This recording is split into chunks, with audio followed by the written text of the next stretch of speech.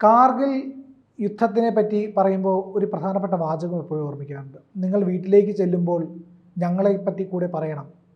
നിങ്ങളുടെ നാളേക്ക് വേണ്ടി ഞങ്ങൾ ഞങ്ങളുടെ ഇന്ന് സമർപ്പിക്കുന്നു എന്നുള്ളതാണ്. For your tomorrows we gave our today എന്ന് പറയുന്ന ഒരു പ്രസിദ്ധമായ വാക്യമുണ്ട്. നമുക്ക് കൃത്യമായിട്ട് അറിയാമെന്നുള്ളതാണ്. കാർഗിലിലെ വീരമൃത്യു വരിച്ച 527 ജവാന്മാരുണ്ട്. അവർ മുഴുവൻ അവരുടെ ജീവത്യാഗം പരമോന്നതമായ ബലിദാനം ചെയ്തത് നമ്മളുടെ സ്വാതന്ത്ര്യത്തിന് വേണ്ടിയിട്ടാണ്. ഇന്ത്യയിൽ നിന്ന് കാശ്മീർ അടർത്തി മാറ്റാനുള്ള ഭീകരരെ ഉപയോഗിച്ചുള്ള പാകിസ്ഥാൻ്റെ നീക്കമായിരുന്നു കാർഗിൽ യുദ്ധം. നമുക്കറിയാമല്ലോ, എൻ്റെ കുട്ടിക്കാലത്താണ് ആ യുദ്ധം നടക്കുന്നത്. ഇന്നും ഞങ്ങളുടെയൊക്കെ മനസ്സിൽ വളരെയധികം ആഴത്തിൽ വേരൂന്നിയ ചില പേരുകളുണ്ട്. ക്യാപ്റ്റൻ ജെറി പ്രേംരാജ്, അതുപോലെ വിക്രം ബത്ര, ക്യാപ്റ്റൻ അനൂജ് നയ്യാർ, മനോജ് കുമാർ പാണ്ഡെ, ഇങ്ങനെയൊക്കെയുള്ള വീരനായകന്മാരുടെ, മലയാളിയായ കേണൽ വിശ്വനാഥൻ തുടങ്ങി വളരെ നമുക്ക് ആ പേരുകളെന്ന് പറഞ്ഞാൽ തീരില്ല. അത്രയേറെ മഹാരഥന്മാരായ ത്യാഗോജ്വലമായ ബലിദാനികളുടെ ആ പേരുകളുണ്ടല്ലോ, അത് ഓരോന്ന് പറയുമ്പോഴും നമുക്കൊക്കെ രോമാഞ്ചം ഉണ്ടാകും, അത്രയേറെ ആത്മാഭിമാനം ഉണ്ടാകും. അങ്ങനെ ക്യാപ്റ്റൻ വിക്രം ബത്രയുടെ കഥയാണല്ലേ കയ്യിലുള്ളത്. അതെ, അദ്ദേഹത്തിന്റെ പേര് പറയുമ്പോൾ തന്നെ പറയുന്ന പോലെ കുളിര് പോലെ, അതായത് ഗൂസ് ബംസ് വരും നമുക്ക്. ഷേർഷാ എന്ന പേരിൽ അദ്ദേഹം അറിയപ്പെട്ടിരുന്നു. അതെ, അദ്ദേഹത്തിന് ഈ 99-ലാണ് ഈ തീവ്ര പോരാട്ടം അവിടെ നടക്കുന്നത്. അപ്പോൾ അതിന് ഒരു കുന്നിൻ മുകളിൽ നടക്കുമ്പോൾ ആ കുന്നിൻ മുകളിന് പേരിട്ടിരിക്കുന്നത് ബത്ര ടോപ്പ് എന്നാണ്. ബത്ര ടോപ്പ് എന്നാണ് അതിന് പേരിട്ടിരിക്കുന്നത്. ഈ പാകിസ്ഥാൻ സേനയോട് പോരാടി വീരമൃത്യു വരിച്ച കാർഗിൽ യുദ്ധവീര ക്യാപ്റ്റനായിട്ടുള്ള വിക്രം ബത്രയുടെ പേര് അതിന് നൽകി എന്ന് പറയുമ്പോൾ അദ്ദേഹത്തിന് നമ്മൾ നൽകുന്ന ബഹുമാനം, അദ്ദേഹത്തോട് ഭാരതം എത്രത്തോളം ചേർന്നിരിക്കുന്നു എന്നുള്ളത്, കടപ്പെട്ടിരിക്കുന്നു എന്നുള്ളത് നമുക്ക് മനസ്സിലാവും. അദ്ദേഹം ദിൽ മാംഗെ മോർ എന്ന് പറയുന്ന പരസ്യവാചകം നമുക്ക് ഓർമ്മയുണ്ട്. അദ്ദേഹവും ആ ഒരു വാചകം ആ സമയത്ത് കടമെടുത്തിരുന്നു. അപ്പോൾ അദ്ദേഹം ഈ പറയുന്നത് പോലെ 99-ൽ ഈ കാർഗിൽ യുദ്ധ സമയത്ത് ഇതൊരു എന്താ പറയുക, തൻ്റെ വിജയസൂചകമായിട്ടുള്ള വാക്യമായിട്ട് ഈ ഒരു പരസ്യവാചകത്തെ അദ്ദേഹം ഏറ്റെടുക്കുന്നുണ്ട്. കാർഗിൽ കൊടുമുടികളിലൊക്കെ ഇപ്പോഴും ഇവരുടെയൊക്കെ തന്നെ ഈ പറഞ്ഞ അത്രയും പേരും അവരുടെയൊക്കെ തന്നെ പേരുകൾ വീണ്ടും വീണ്ടും പ്രതിധ്വനിക്കുന്നുണ്ടാകും എന്ന് നമുക്ക് തോന്നുന്ന ഒരു കാലഘട്ടം കൂടിയാണിത്. അപ്പോൾ ഈ രക്തസാക്ഷിത്വത്തിന് ശേഷം ദ്രാസിലെ കടുവ, കാർഗിൽ സിംഹം, കാർഗിൽ ഹീറോ എന്നൊക്കെയാണ് അദ്ദേഹത്തെ വിശേഷിപ്പിച്ചിട്ടുള്ളത്. അദ്ദേഹം ജനിക്കുന്നത് ഹിമാചൽ പ്രദേശിലുള്ള പാലംപൂരിലെ ഘുഗറിലാണ്. ഘുഗർ എന്ന് പറയുന്ന സ്ഥലത്താണ് ജനിക്കുന്നത്. ചെറുപ്രായത്തിൽ തന്നെ അദ്ദേഹത്തിൻ്റെ മോഹം എന്ന് പറയുന്നത് സൈനികനാവുക എന്നുള്ളതായിരുന്നു. അധ്യാപക ദമ്പതികളുടെ മകനായിട്ടാണ് ജനനം. അദ്ദേഹം ടേബിൾ ടെന്നീസ്, കരാട്ടെ തുടങ്ങിയവയിലൊക്കെയും പ്രാവീണ്യം തെളിയിച്ചിട്ടുണ്ടായിരുന്നു. ഈ പറയുന്ന അദ്ദേഹം ബത്ര സൈന്യത്തെ സ്വപ്നം കണ്ട് തുടങ്ങിയതും ആ ഒരു കാലയളവിലാണ് എന്നാണ് പറയുന്നത്. 95-ൽ കോളേജ് പഠന കാലയളവിൽ തന്നെ അദ്ദേഹത്തിന് ഹോങ്കോങ്ങിലുള്ള ഒരു ഷിപ്പിംഗ് കമ്പനിയിൽ ഉയർന്ന ശമ്പളത്തിൽ മർച്ചൻ്റ് നേവി ഓഫീസറായിട്ട് ജോലി ലഭിക്കുന്നുണ്ട്. പക്ഷേ അദ്ദേഹം അത് നിരസിച്ചുകൊണ്ട് അദ്ദേഹം രാജ്യസേവനം തന്നെ സ്വമേധയാ, അദ്ദേഹത്തിൻ്റെ ആ ഉള്ളിലുള്ള അടങ്ങാത്ത അഭിനിവേശത്തോടു കൂടി തന്നെ അദ്ദേഹം രാജ്യസേവനം തിരഞ്ഞെടുക്കുകയാണ് ചെയ്തിട്ടുള്ളത്.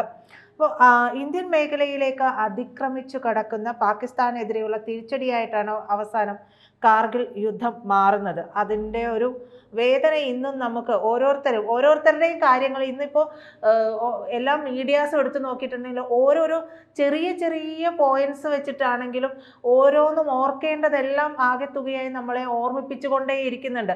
സോഷ്യൽ മീഡിയയ്ക്ക് അങ്ങനെ ഒരു ചില ഗുണങ്ങളുണ്ടെന്ന് എനിക്ക് തോന്നിയിട്ടുണ്ട്. കാരണം നമ്മൾ വിട്ടുപോകുന്ന ചില കാര്യങ്ങളുണ്ടാകാം, നമ്മുടെ മനസ്സിലേക്ക് പെട്ടെന്ന് ഓടിയെത്താത്തത് ഉണ്ടാകാം.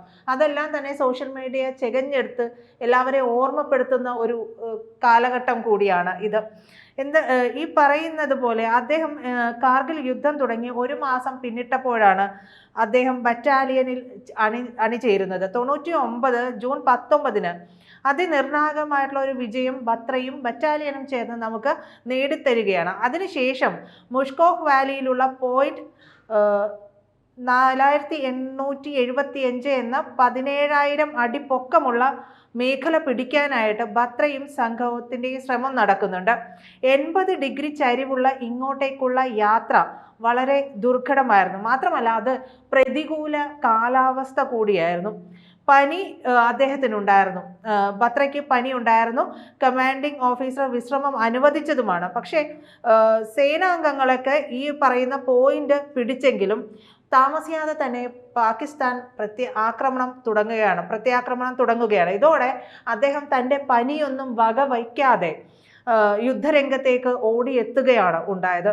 വിശ്രമം എടുത്തോളൂ എന്നുള്ള കമാൻഡിംഗ് ഓഫീസറുടെ നിർദ്ദേശം പോലും അദ്ദേഹം സ്നേഹപൂർവ്വം നിരാകരിച്ചുകൊണ്ടാണ് അദ്ദേഹം അവിടെ എത്തുന്നത്. പിന്നീട് പോയിന്റ് 4875 അദ്ദേഹം വീരോചിതമായി തന്നെ പോരാടുന്നുണ്ട്. എന്നാൽ അതിനിടെ ആക്രമണത്തിൽ അദ്ദേഹത്തിന് പരിക്കും പറ്റുന്നു. ഇതിനിടെ കൂട്ടത്തിലുള്ള മറ്റൊരു സൈനികനെ രക്ഷിക്കാനുള്ള ശ്രമത്തിനിടെ ശത്രുക്കളുടെ കണ്ണിൽ അദ്ദേഹം പെടുകയാണ്. അതോടുകൂടിയാണ് ഗുരുതരമായ അദ്ദേഹത്തിന് പരിക്കേൽക്കുന്നത്. ആ പരിക്കേൽക്കുന്നതോടുകൂടി തന്നെ അദ്ദേഹം വീരചരമം പ്രാപിക്കുകയാണ് ഉണ്ടായത്. എന്നാൽ അദ്ദേഹത്തിൻ്റെ ബറ്റാലിയൻ അംഗങ്ങൾ ഈ പറയുന്ന എന്തിനു വേണ്ടിയാണോ അദ്ദേഹം തൻ്റെ പനിക്കടക്കയിൽ നിന്ന് ഓടി എഴുന്നേറ്റ് തൻ്റെ ബറ്റാലിയൻ അംഗങ്ങൾക്ക് കൂടെ ചേർന്ന് വന്നത്, ആ ഒരു പോയിന്റ് അവർ പിടിച്ചെടുക്കുകയും ചെയ്തിട്ടുണ്ട്. അദ്ദേഹത്തിന് കൂടെയുള്ള ഒരു സ്മരണയായിട്ടായിരിക്കാം. ഒരു പക്ഷെ അത് എന്തായാലും നമുക്ക് വലിയൊരു എന്താ പറയുക ഉൾപ്പുളകം കൊള്ളാവുന്ന ഒരു കാര്യം കൂടിയാണ്. കാരണം ഒരു സൈനികൻ വിശ്രമം പറഞ്ഞു മാറ്റി നിർത്തുന്നു, പക്ഷെ അദ്ദേഹം അതൊന്നും മാനിക്കാതെ തൻ്റെ രാജ്യത്തിന് വേണ്ടി ഓടിയെത്തുന്ന ഒരു രംഗം അത് മറക്കാൻ കഴിയില്ല. എന്തായാലും പിൽക്കാലത്ത് ഇന്ത്യയുടെ ഏറ്റവും വലിയ സൈനിക ബഹുമതിയായിട്ടുള്ള പരംവീർ ചക്ര അദ്ദേഹത്തിന് നൽകുന്നുണ്ട്. ഇത് മാത്രമല്ല, അദ്ദേഹത്തിൻ്റെ കഥ പശ്ചാത്തലമാക്കിയിട്ട് ഒരു സിനിമ ഇറങ്ങുന്നുണ്ട് 2021 ഷേർഷാ എന്ന സിദ്ധാർത്ഥ് മൽഹോത്രയാണ് ക്യാപ്റ്റൻ വിക്രമിന്റെ റോൾ അതിൽ ചെയ്തത്. 2003 ഇറങ്ങിയ LOC കാർഗിൽ എന്ന സിനിമയിലും ഈ പറയുന്ന വിക്രം ബത്രയുടെ അതുണ്ടായിരുന്നു എന്നാണ് പറയുന്നത്. എന്തായാലും ഈ ഓരോ ദിവസങ്ങൾ വരുമ്പോഴേ ഓരോ ദിവസത്തിനും മാത്രമല്ല നമ്മുടെ മനസ്സിൽ എന്നും നമ്മൾ കടപ്പാട് ഉണ്ടാകേണ്ട ഒരു എന്താ പറയാ ആളുകളാണ് ഇവർ, അല്ലെ? നമ്മൾ സത്യത്തിൽ നിലനിൽക്കുന്നതിന്റെ കാരണം പോലും അത് അവർ തന്നെയാണ്. വിക്രം ബത്രയുടെ കഥ പറയുമ്പോൾ കൃത്യമായിട്ട് അറിയാന്നുള്ള ഒരു കഥയുണ്ട്. അതായത് അദ്ദേഹം ബേസ് ക്യാമ്പിൽ ഈ പറയുന്ന പോലെ പ്രജിത് പറഞ്ഞതുപോലെ ഈ പറയുന്ന ഗുരുതരമായിട്ട് സുഖമില്ലാതെ അദ്ദേഹത്തിന് തീരെ വയ്യ, അങ്ങനെ കിടക്കുകയാണ്. അപ്പോൾ കമാൻഡിങ് ഓഫീസറുടെ റേഡിയോയിൽ മെസ്സേജ് വരികയാണ്, ഈ പറയുന്ന പോയിന്റ് പിടിക്കാൻ കഴിയുന്നില്ല, ഞങ്ങളിവിടെ വളരെ പോരാടിക്കൊണ്ടിരിക്കുകയാണെന്നുള്ളത്. അപ്പോൾ പറയുകയാണ്, ഞാൻ ഉറപ്പായിട്ടും പോവും എന്ന് പറഞ്ഞുകൊണ്ട് വിക്രം ബത്ര ചാടി എഴുന്നേൽക്കുന്നത്. അപ്പോൾ പറയുന്നത് വേണ്ട, അതീവമായ തണുപ്പാണ്, -30 ഡിഗ്രിയോളം വരെ തണുപ്പുണ്ടായിരുന്ന മേഖലയാണ് ഈ പറയുന്ന കാർഗിൽ ദ്രാസ് സെക്ടർ എല്ലാം പറയുന്നത്. കാർഗിൽ യുദ്ധം നടക്കുന്ന മേഖല. നമ്മൾ ഈ പറയുന്ന യുദ്ധം നടക്കുന്നതെന്ന് പറഞ്ഞു കഴിഞ്ഞാൽ മഞ്ഞുകാലം ആകുമ്പോൾ 2 സൈനികരും സ്വയം പിന്മാറുക, പാകിസ്ഥാൻ സൈന്യവും നമ്മളും പിന്മാറും. വീണ്ടും മഞ്ഞുകാലം തീരുമ്പോൾ 2 പേരും അവരവരുടെ പോസ്റ്റുകൾ വന്നിരിക്കും. പക്ഷേ നമ്മൾ ഒരിക്കൽ ഇറങ്ങിക്കഴിഞ്ഞപ്പോൾ ഇവർ പകുതി ഇറങ്ങിയിട്ട് തിരിച്ചു കയറിയോ നമ്മുടെ ബങ്കറുകൾ പിടിച്ചടക്കിയിരുന്നു എന്നുള്ളതാണ് ഇതിനകത്ത് പിന്നിലെ കഥ. എന്തായാലും ആ രോഗശയ്യയിൽ നിന്ന് അദ്ദേഹം കഴിച്ചിട്ട് പറഞ്ഞു, ഞാൻ ഉറപ്പായും പോവും, നിങ്ങൾ തടഞ്ഞാലും ഞാൻ പോവും എന്ന് പറയുന്നു. അങ്ങനെ വിക്രം ബത്രയുടെ നിർബന്ധത്തിന് വഴങ്ങി കമാൻഡിംഗ് ഓഫീസർ അത് അനുവദിക്കുകയാണ്. പൊക്കോളാൻ പറയുന്നു. അദ്ദേഹം റൈഫിൾ എടുത്തിട്ട് പോകുന്നതിന് മുമ്പ് കമാൻഡിംഗ് ഓഫീസർ പറഞ്ഞുണ്ട്, അദ്ദേഹത്തിൻ്റെ നിക് നെയിം, ഈ പറയുന്ന കോളിംഗ് നെയിമുണ്ട്, അതാണ് ഈ പറയുന്ന ഷേർഷാ എന്ന് പറയുന്നത്. ഓരോ ഇവർക്കും ഈ പറയുന്ന പട്ടാളക്കാർക്ക് ഈ പേരുണ്ട്, ഓഫീസർമാർക്കാണ് കൂടുതലായിട്ട് കൊടുക്കാറില്ല, പെട്ടെന്ന് ഐഡൻറ്റിഫൈ ഈ പറയുന്ന ആരാണ് എന്നുള്ളത് ശത്രു ഐഡൻറ്റിഫൈ ചെയ്യാതിരിക്കാനും കൂടെ വേണ്ടിയിട്ടാണ് കോഡ് നെയിം ഉപയോഗിക്കുന്നത്. അപ്പോൾ അദ്ദേഹത്തിൻ്റെ അടുത്ത് പറയുകയാണ്, മുകളിലുള്ളവർക്ക് നിർദ്ദേശം കൊടുത്തു, ഇതാ ഷേർഷാ വരുന്നുണ്ട് എന്ന് പറയുന്നു. അപ്പോൾ ഇതേ റേഡിയോ സിഗ്നൽ പാകിസ്ഥാനികൾക്കും കിട്ടുന്നുണ്ട്. അപ്പോൾ അവർ തിരിച്ച് പറയുകയാണ്, ഷേർഷാ വരുന്നുണ്ട്. അവർ പേര് കേട്ടപ്പോൾ നടുങ്ങി. അപ്പോൾ പറഞ്ഞ്, ഷേർഷാ നിങ്ങൾ ഇങ്ങോട്ട് കയറി വരണ്ട, നിങ്ങൾ തിരിച്ചു പൊക്കോളൂ എന്ന് പറയുന്നുണ്ട്. അപ്പോൾ വിക്രം ബത്ര മുൻപ് തന്നെ ഇതുപോലെ പറഞ്ഞിട്ടുണ്ട്, ഈ പറയുന്ന ഷേർഷായുടെ പേര് അതിന് മുമ്പ് ഒരു ഹില്ല് പിടിക്കാൻ നേരത്ത്, എനിക്ക് തോന്നുന്നു ടൈഗർ ഹില്ലാണെന്ന് തോന്നുന്നു, അവിടെ പിടിക്കാൻ നേരത്ത് ഷേർഷാ നിങ്ങൾ ഇങ്ങോട്ട് വരണ്ടെന്ന് ഇവർ പറഞ്ഞ സമയത്ത് ഷേർഷാ കയറി ചെന്നിട്ട് അറ്റാക്ക് ചെയ്തു തൊലച്ചിട്ടാണ് തിരിച്ചിറങ്ങുന്നത്. അങ്ങനെ കയറിയ വിക്രം ബത്രയുടെ പേര് ഇവർക്ക് ഓർമ്മയുണ്ട്, അന്ന് പറഞ്ഞത് ഇവർക്ക് ഓർമ്മയുണ്ട്, ഈ ഷേർഷാ ഇങ്ങോട്ട് കയറി വരണ്ടെന്ന്. അതുകൊണ്ട് ഈ പേര് കേട്ടപ്പോൾ ഇവർ ഞെട്ടി, ഇവർ നടുങ്ങി എന്നാണ് പറയുന്നത് പാകിസ്ഥാൻ സൈന്യം. ഷേർഷാ വരുന്നുണ്ട്. ഷേർഷാ എന്ന് പറഞ്ഞു കഴിഞ്ഞാൽ ആരാ? സിംഹത്തിനെയാണ് വിശേഷിപ്പിക്കുന്ന പേരാണല്ലോ. അപ്പോൾ ഷേർഷാ വരുന്നുണ്ട്, നേരത്തെ നമ്മളെ തോപ്പിച്ച ആളാണ് അദ്ദേഹം, ഇതാ കയറി വരികയാണെന്ന് പറഞ്ഞപ്പോൾ പേടിച്ചു. ജമ്മു ആൻഡ് കാശ്മീർ റൈഫിൾസിൻ്റെ ഇത്രയും കരുത്തനായ, എനിക്ക് അത്രയും രോമാഞ്ചം വരും, അത്രയേറെ കരുത്തനായ വിക്രം ബത്ര സാർ കയറി ചെല്ലുമ്പോൾ അദ്ദേഹത്തിൻ്റെ കയ്യിലെ റൈഫിള് ഗർജിക്കുന്നതിന് തൊട്ട് മുമ്പ് അദ്ദേഹം ഉറക്കെ വിളിച്ചു, ദുർഗാ മാതാ കി ജയ്.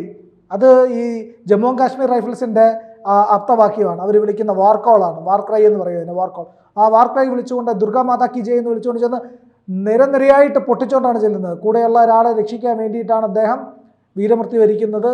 അത് അനുസ്മരിക്കുന്നുണ്ട്. ലോക്സി കാർഗിൽ സിനിമയിലൊക്കെ ഇത് കൃത്യമായിട്ട് അനുസ്മരിക്കുന്നുണ്ട്. അത്രയേറെ ധീരോദാത്തമായിട്ടുള്ള ഒരു ഇതാണ്. മരിക്കുന്ന സമയത്തും അദ്ദേഹം പറഞ്ഞു ഏതിൽ മാങ്കെ മുറി ഹൃദയം ഇനിയും ആഗ്രഹിക്കുന്നു എന്ന് പരംവീർ ചക്ര നൽകി രാജ്യം അദ്ദേഹത്തെ ആദരിച്ചു. ഇതുപോലെ തന്നെയാണ് മനോജ് കുമാർ പാണ്ഡെയുടെ കഥയും. മനോജ് കുമാർ പാണ്ഡെയുടെ അടുത്ത് സൈനികർ ചോദിച്ചു, നിങ്ങൾ ഇപ്പോൾ മാധ്യമപ്രവർത്തകർ ചോദിച്ചു, നിങ്ങൾ എന്തിനാണ് സൈന്യത്തിൽ ചേർന്നത്?